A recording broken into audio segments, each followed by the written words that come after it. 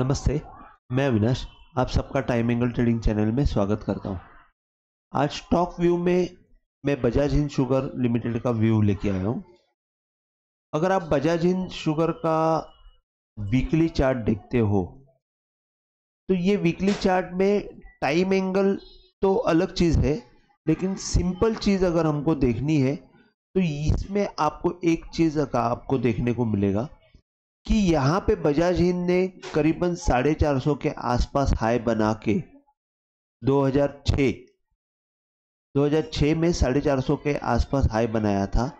उसके बाद यहाँ पे एक बॉटम बना के 95 का बॉटम बना के 322 तक की मूवमेंट की और वहां से वापस एक बॉटम बनाया करीबन 30-31 रुपया के आसपास और वहां से 200 की मूवमेंट बनाई थी। और वहां से जब ये 30-31 का बॉटम टूटा तो आपको मैं ये येलो लाइन यहाँ पे दिखा देता हूँ। 30-31 का भाव जब टूटा, ये बॉटम जब टूटा, उसके बाद वो रिकवर हो नहीं रहा था। अगर आप फंडामेंटली देखेंगे तो बजाज हिंद पूरी तरह लॉस में चल रही थी और ये 30-31 का भाव क्रॉस होने के लिए आपको कम से कम 12-13 साल लगे। मतलब बजाज हिंद जो है लास्ट में 1 रुपया जाके अभी आज 42 का भाव चल रहा है, लेकिन 30-31 का भाव आने के लिए उसने मतलब आप देखेंगे कि 2020-21 में ये 1-2 रुपया में मिल रहा था और आज जो है वो 42 रुपया का भाव चल रहा है। लेकिन आप अगर ये बॉटम से हॉरिजॉन्टल लाइन डालते तो 30-31 का भाव क्रॉस होने के लिए कम से कम 12 साल उसने लिए। अब 12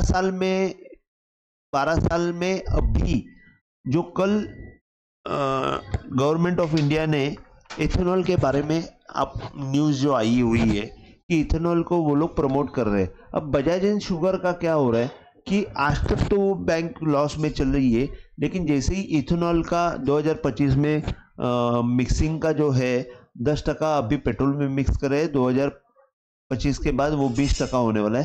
तो जैसे ही ये इम्प्लीमेंट हो जाएगा बजाज हिंद और बाकी की शुगर कंपनियों को बहुत सारा प्रॉफिट हो जाएगा और जैसे ही ये प्रॉफिट हो जाएगा उनका आगे का जो है वो प्रॉफिट जैसे ही हो जाएगा वैसे ये कंपनी में सुधार होने की पूरी तरह चांसेस है। अभी जैसे कि ये सबको पता है कि 2025 में ये इथेनॉल जो है वो 20% पेट्रोल में मिक्स करने का इम्प्लीमेंट होने वाला है। तो बहुत जनों ने, अगर आप वॉल्यूम में यहाँ पे डालता हूँ, एक सेकंड, वॉल्यूम अगर मैं यहाँ पे डालता हूँ तो आप देखेंगे कि 2022-21 से लेके ये वीकली चार्ट है। वीकली चार्ट में आप देखेंगे बहुत बढ़िया वॉल्यूम हुआ है और 2023 सितंबर मतलब लास्ट ईयर में जब ये 30-31 का भाव क्रॉस करने की कोशिश कर रहा था, वहां से अगर आप देखते हो तो बहुत ज्यादा वॉल्यूम में ये अभी इसने काम किया हुआ है और 30-31 का अभी 42, मतलब अगर आप देखते हो तो एक साल में उसने सिर्फ 10 रुपये की मूवमेंट दी हुई है, ज्यादा मूवमेंट मिली नहीं है। तो यहाँ पे अभी जैसे ही ये गवर्नमेंट की न्यूज आई है तो इसका बेनिफिट आप बजाज इनको बहुत अच्छा मिलेगा।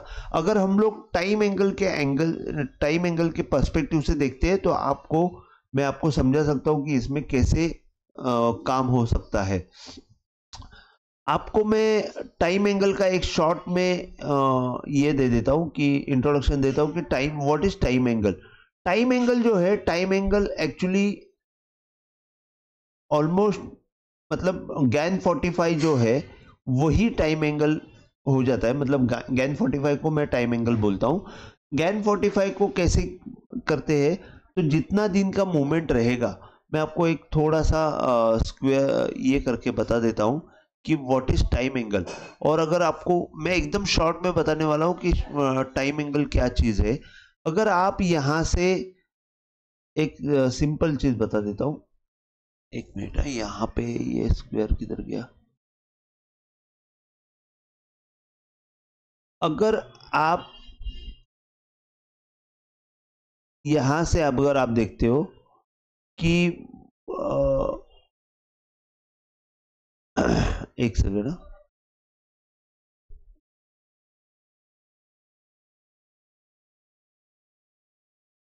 हाँ, अगर आप देखते हैं कि यहाँ पे ये जो बॉक्स बना हुआ है, अरे ये बॉक्स किधर गया,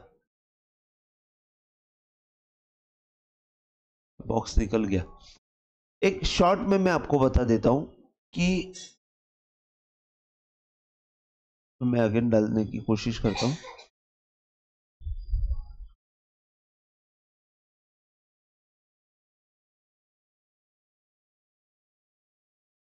हाँ, ये बॉक्स में मैं, अरे यार ये क्लिक हो जाता है, ये निकल जाता है। ठीक है, तो मैं आपको इन शॉर्ट में बता देता हूं कि जितने आप बार्स गिनेंगे उतनी आपको वर्टिकल मूवमेंट गिननी है, और उसका एक स्क्वायर होने के बाद उसको डायगोनल में कनेक्ट करना है। उस हिसाब से अगर आप काम करेंगे तो उसमें टाइम एंगल, आपको जो डायगोनल जो रहता है उसको टाइम एंगल हम लोग बोलते हैं। तो वो टाइम एंगल जब मैं यहाँ से बॉटम से डालता हूँ अपवर्ड टाइम एंगल, तो आपको कोई भी टॉप और बॉटम से आप टाइम एंगल डाल सकते हो। ये अपवर्ड टाइम एंगल है और ये टॉप से डाउनवर्ड टाइम एंगल है। तो ये टॉप से जब मैंने डाउनवर्ड टाइम एंगल डाला, करीबन ये 450 का जो प्राइस है, वहां से अगर मैंने डाउनवर्ड टाइम एंगल डाला, तो वहां से अगर आप गैनफैन प्लेस करते हो वो टाइम एंगल के ऊपर 1/1 का जो एंगल है, उसको मैंने अगर टाइम एंगल को मैच करके गैनफैन को प्लेस किया, तो आपको करेक्ट आइडिया वहां पे मिल जाती है कि ये टाइम के साथ कैसे प्राइसेस मूव कर रही है।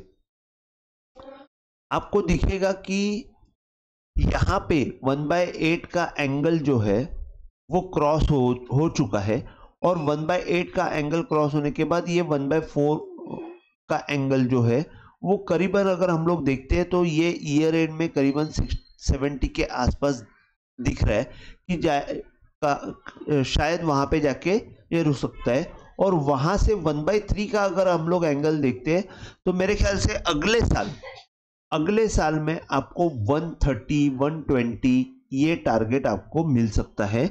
और वो ऑन बेसिस ऑफ वो ऊपर का टाइम एंगल से मैंने आपको बताया। जबकि ये बॉटम से अगर हम लोग ये टाइम एंगल डालते हैं, वो टाइम एंगल डालने के बाद आपको क्लियर कट आइडिया आ जाएगा कि ये बॉटम से मैंने टाइम एंगल डालने के बाद ये जो 1/1 का जो ये जो एंगल है इटसेल्फ, ये आपको टारगेट दे देता है कि अगर हम लोग सितंबर के आसपास की मूवमेंट अगर हम लोग देखते हैं, सितंबर अक्टूबर 25 के आसपास की मूवमेंट देखते हैं, तो आपको दिखेगा कि ये 120 130 के आसपास टारगेट आपको आते हुए दिखेगा। तो मेरे ख्याल से आपको ये जो स्टॉक है ये 3 गुना होने वाला स्टॉक है, और ऑन बेसिस ऑफ वॉल्यूम ये 100% इसमें आपको 120 तक की मूवमेंट मिल सकती है। 120 से प्लस, मतलब आज अगर 40 का रेट है तो आपको 3 गुना 1 से 2 साल में आपको आराम से इसमें पैसा बन सकता है। लेकिन आपको सिर्फ यहाँ पे नीचे में अगर रिस्क की बात करता हूँ, तो मेरे ख्याल से अभी ये जो 30 की ऊपर जो मूवमेंट उसने करीबन 12-13 साल के बाद 30 रुपया के ऊपर मूवमेंट आई हुई है, तो आपकी रिस्क जो रहेगी वो 30 रुपया तक की रहेगी। आप इसमें 28 का एक स्टॉप लॉस लगा सकते हैं, या तो 25 का एक स्टॉप लॉस लगा सकते हैं, और वो 25 का स्टॉप लॉस से आप 120-130 तक की मूवमेंट के लिए आप काम कर सकते हो। यहाँ से आपको सिंपल चीज है कि जब नीचे से अगर हम लोग बॉटम से आया हुआ टाइम एंगल को अगर हम लोग गैनफैन डालते, तो आपको यहां पे दिखेगा एक चीज कि ये जो है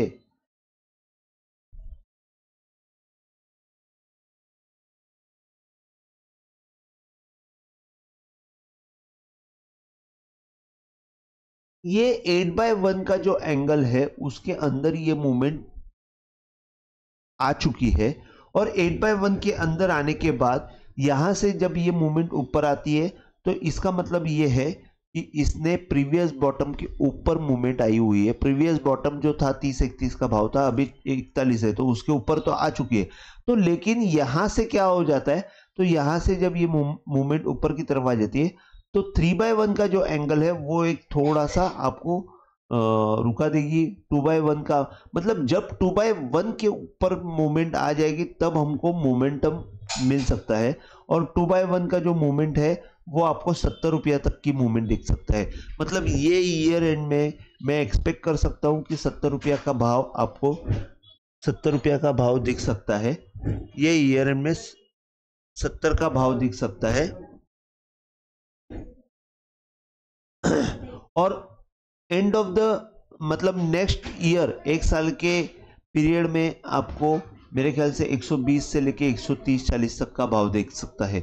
अगर हम लोग हॉरिजॉन्टली ये चार्ट को देखते हैं तो ये प्राइस यहाँ से जब ये हाई बना था, ये हाई से अगर हम लोग ने डाउनवर्ड टाइम एंगल डाला तो आपको एग्जैक्ट इसका यहाँ पे टारगेट मिलेगा और वो 120 के आसपास मिल रहा है। तो मैं जो 120 का रेट जो बोल रहा हूँ वो एकदम मेरे ख्याल से एक साल के पीरियड में 120 तक आ सकता है। इसका मतलब ये स्टॉक 3 गुना के लिए तैयार है और बहुत कम रिस्क इसमें आपको है, और कम रिस्क होने के बाद आपको टारगेट बहुत अच्छा मिल रहा है। इसमें आपको वॉल्यूम भी देख सकते हो, और फंडामेंटली अगर आप देखते हो तो फंडामेंटली मैं आपको थोड़ा सा बता देता हूँ कि स्क्रीनर पे आप देखेंगे तो पॉजिटिव क्या है। भले अभी यहाँ पे आपको निगेटिव कुछ नहीं पॉजिटिव कुछ नहीं दिखा रहा है, लेकिन उसमें आपको थोड़ा सा देखने के लिए, अभी समझो करंट प्राइस 42 की है और बुक वैल्यू 35 की है, तो ये एक बहुत अच्छी बात है कि बुक वैल्यू के आसपास ही प्राइस है। स्टॉक पी नहीं दिख रहा है क्योंकि ये निगेटिव में चल रही है, ये लॉस में कंपनी चल रही है, आरओई निगेटिव में है, इसके लिए हमको स्टॉक पी नहीं दिख रहा है। एक का फेस वैल्यू है, जबकि ये इसका एक निगेटिव एक्सपेक्ट ये है कि प्रमोटर के पास सिर्फ 25% है और उसने पूरा माल प्लेज 100% प्लेज करके रखा है। ये एक निगेटिव पॉइंट है। लेकिन अगर आप थोड़ा सा यहाँ पे क्वार्टरली बेसिस पे देखें या ईयरली बेसिस पे देखेंगे, तो ईयरली बेसिस पे आप देखेंगे कि सेल्स में देखिए 2000 मार्च 19 से 6000 कांस्टेंट है, लेकिन यहाँ पे आपको ऑपरेटिंग प्रॉफिट भी कांस्टेंट है, लेकिन आपको दिखेगा कि यहाँ पे लॉस जो है ये आपको कम होते हुए दिख रहा है। 2021 में 300 करोड़ का लॉस था, 2022 में 268 करोड़, 2023 में 135, और अभी ट्रेलिंग बेसिस पे हम लोग देखते हैं तो 80 करोड़। मतलब लास्ट ईयर में जितना लॉस दिखा रहा था उतना ही लॉस ये ट्रेलिंग बेसिस पे हमको दिखा रहा है। तो यहाँ पे लॉस जो है अगले साल में हम लोग प्रॉफिट में आते हुए दिखेंगे, जो अब तक कभी 2012 से हम लोग देख रहे हैं कभी भी लॉस प्रॉफिट में आई नहीं है, और ये इथेनॉल के बेसिस के ऊपर ये प्रॉफिट में आ जाएगी अगले साल में। और इक्विटी, और सेकेंड थिंग इसमें देखने वाली चीज ये है, मेन चीज ये है कि इसमें एफआईएस का जो होल्डिंग है वो अभी बढ़ते हुए दिख रहा है, जो एक पॉजिटिव थिंग है। मतलब मार्च 23 में देखेंगे 1.69% था, जून 23 में 1.6, वैसे ही हर क्वार्टर में आप देखेंगे यहाँ पे 2.5% हो गया 2.57, और यहाँ पे 2.63। मतलब क्वार्टर बाय क्वार्टर एफआईएस की पोजीशन बढ़ते जा रही है, और पब्लिक तो उतनी है, प्रमोटर का भी उतना है, लेकिन डीआईएस थोड़ा सा कम होते जा रहा है, लेकिन एफआईएस बढ़ते जा रही है।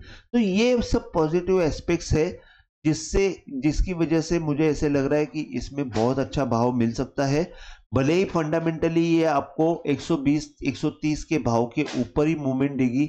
मेरे ख्याल से इसके ऊपर अगर जाती है 120-130 के ऊपर अगर ये निकल जाती है तो हमको आगे चल के 200 तक का टारगेट मिल सकता है।